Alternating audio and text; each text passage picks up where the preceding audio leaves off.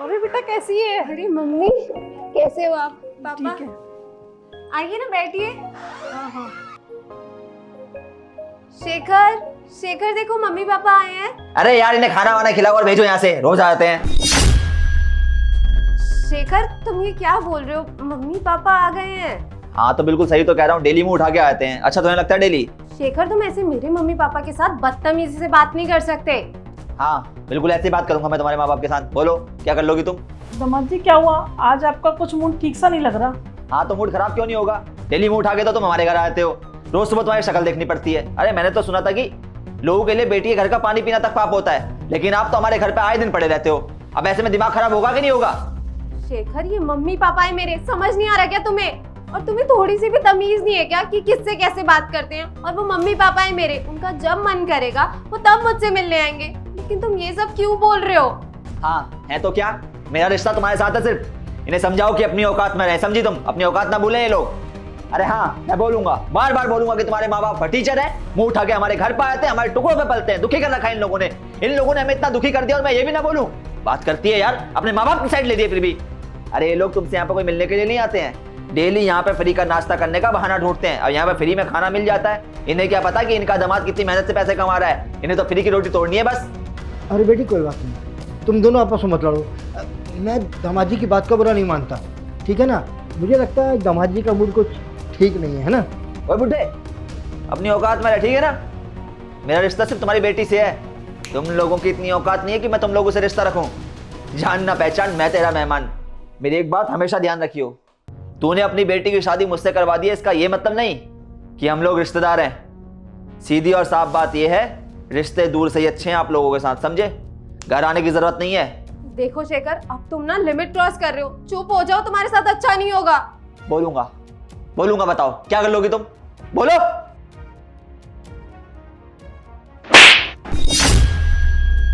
कुछ कहता नहीं हो इसका यह मतलब नहीं कि तुम कुछ भी करोगी। हाथ उठाओगी मुझ पे, अपने पति पे हाथ उठाओगी। आगे से ऐसा किया ना तो मुझसे बुरा कोई नहीं होगा, वो हाल करूंगा कि अपनी जिंदगी भर याद रखोगी। दामाद जी आज तक हमने अपनी बेटी से ऊंची आवाज में बात तक नहीं की और आपने उसके ऊपर हाथ उठाया। आपकी ऐसी जरूरत कैसी हुई? तो अपनी बेटी से पूछिए ना, इसकी हरकतें मार खाने वाली हैं। छोड़ दूंगा कैसे ऐसे ही? देखो दामाद जी, जो तुमने किया वो सही नहीं किया। अरे हमने अपनी बेटी को इतनी लाड़ प्यार से पाला, उसे बड़ा किया, पढ़ाया लिखाया, शादी की, तो इसका मतलब ये नहीं है कि तुम जो चाहे मनमानी कर सकते हो, मेरी बेटी पे हाथ उठा सकते हो। और अपनी बेटी की शादी तुमसे इसलिए की थी कि वो यहाँ खुश रहेगी, सुखी रहेगी। लेकिन तुम क्या कर रहे हो? हमारी तो बेइज्जती कर रहे हो, कोई बात नहीं, हमारी बेटी पर तुमने हाथ भी उठा लिया। देखो दामाद जी, मैं अपनी बेइज्जती बर्दाश्त कर सकता हूँ, लेकिन मेरी बेटी पर कोई हाथ उठाए ये मैं बिल्कुल बर्दाश्त नहीं कर सकता। पापा आज से पहले तो इन्होंने ऐसा कुछ भी नहीं किया, पता नहीं आज क्या हो गया।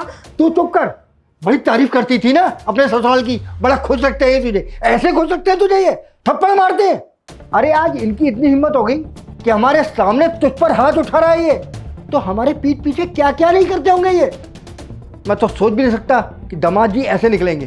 देख बेटी, तू इस घर में यहाँ नहीं रह सकती, एक मिनट भी नहीं रह सकती। तू चल हमारे साथ। हाँ ले जाइए इसे, लेकिन मेरी एक बात हमेशा याद रखिएगा कि जो भी तुम्हारी बेटी के साथ हो रहा है ये इसके कर्मों का नतीजा है। आखिर किया क्या है मेरी बेटी ने जो आप इतना बोल रहे हो? किया क्या है आपकी बेटी ने? हाँ अभी बताता हूँ किया क्या है। जब से आपकी बेटी हमारे घर में शादी करके आई है, इसने मेरा जीना मुश्किल कर दिया है।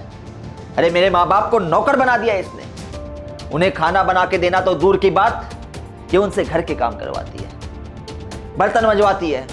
अरे वो इस उम्र में ये काम करेंगे क्या? मैं इसे समझाने की कोशिश करता हूँ कि प्रियंका ये चीज़ें गलत हैं, तुम्हें मेरे परिवार को अपने परिवार की तरह समझना चाहिए, लेकिन ये सुनती कहाँ है? ये तो मेरी एक नहीं सुनती बल्कि उल्टा मुझसे जबान लड़ाती है, मुझसे उल्टा सीधा बोलती है। अरे तंग आ चुका हूं मैं। एक अच्छी बहू का फर्ज होता है कि परिवार को जोड़ के रखे, लेकिन इसने तो मेरा परिवार तोड़ दिया है। मेरे माँ बाप के आंसुओं की वजह मैं आप लोगों को आज भी कुछ नहीं कहता, लेकिन मजबूर हो गया आज मैं, क्योंकि आज हद हो गई है। इसकी वजह से मेरे माँ बाप घर छोड़ के चले गए हैं, गांव में रह रहे हैं। इतना बड़ा घर है हमारा शहर में, लेकिन मजबूरन मेरे माँ बाप को गांव में रहना पड़ रहा है। इकलौता लड़का हूं उनका। अरे उनकी सेवा मैं नहीं करूंगा तो कौन करेगा? इसे किसी चीज की कमी नहीं छोड़ रखी है घर में, बस इतना बोला है कि मेरे माँ बाप की सेवा कर ले, इससे वो भी नहीं हो रहा है। आज पानी सर से ऊपर जा चुका था, इसलिए ये सब कुछ करना पड़ा। माफ़ी चाहता हूँ आप दोनों से, बड़े हैं आप लोग मुझसे, लेकिन सच बता रहा हूँ कि मेरा परिवार बर्बाद हो चुका है, तो मजबूरन ये सब कुछ करना पड़ा है, अदरवाइज कभी नहीं करता ये सब कुछ। बेटी, ये मैं क्या सुन रहा हूँ? क्या सचमुच तू ऐसा व्यवहार करती है इन लोगों के साथ? क्या वाकई तेरी इतनी गलती है? बता बता, सच क्या है? बेटी, पापा कुछ पूछ रहे हैं, बताओ उनको। आप इससे अभी भी पूछ रहे हैं? अरे आप लोगों को इसकी चुप्पी दिख नहीं रही है क्या? अगर ये सही होती ना जवान लड़ाती है, लेकिन ये गलत है, इसलिए शांत खड़ी है। शर्म आ रही है बेटा, आज तूने हमारा सर दामाद जी के सामने झुका दिया। अरे हमने क्या तुझे ऐसे संस्कार दिए थे कि तू इनके घर वालों के साथ, दामाद जी के माता पिता के साथ ऐसा व्यवहार करती है? बेटा, आज तेरी हरकत की वजह से हमें ऐसा महसूस हो रहा है कि गलती तो हमारी ही है। शायद हमने ही तुझे गलत संस्कार दिए हैं। हमारे लिए तो आज डूब मरने की बात है बेटा। तुझे पता भी है बेटा, पापा ने ना तेरी शादी के लिए कितना कर्जा उठाया है। पता है किस लिए? ताकि तू अपने घर परिवार में खुश रह सके। लेकिन तू क्या कर रही है? अपने घर परिवार को तोड़ रही है। तेरी इस हरकत की वजह से ना हमारी जग में बदनामी होगी। पता है रिश्तेदार क्या कहेंगे सुनेंगे तो? तुझे पता है बच्चों की गलती की वजह से ना माँ बापों की परवरिश पर ही उंगली उठती है हमेशा। अब उंगली तो उठ ही चुकी है, जो कुछ हुआ वो हम सामने देख ही चुके हैं। आज से मैं तुझे अपनी बेटी नहीं मान सकता। तू मेरी औलाद नहीं हो सकती। इतनी घटिया हरकत करने वाली तो कम से कम मेरी औलाद नहीं हो सकती। हाथ से तेरा मेरा रिश्ता खत्म। आओ चलो चलो यहाँ से। पापा पापा प्लीज रुक जाओ, मैं आज के बाद कभी ऐसा कुछ नहीं करूंगी। मुझे प्लीज माफ कर दो। मुझे आज समझ आ गया कि मैं कितनी बड़ी गलती कर रही थी।